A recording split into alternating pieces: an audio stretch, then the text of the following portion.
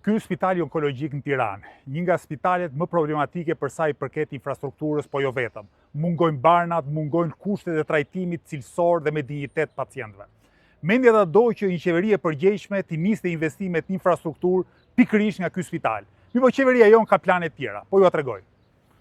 Në vend të një spitali të ri onkologjik, qeveria po ndërton këtu mbrapa meje, në territor publik, një hotel me parkim poshtë. Tani dikush do të thotë duhet mbase dhe hotel, duhet edhe parkim. Mirë, po rendi përparësive do të ishte komplet ndryshe.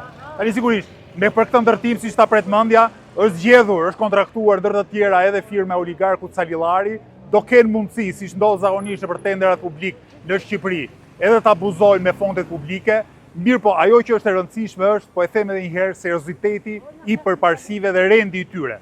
Shqipërisi duhet investime në spitale të reja, në aparatura të reja dhe moderne, i duhen barnat mjaftueshme, jo vetëm onkologjik, po kudo, që qytetarët mos shkojnë përplasen në farmacit private. Mirë, po kjo qeveri, duke cituar ministren e shëndetësisë, bën ç'është e mundur që të mundurën ta bëjë të pamundur.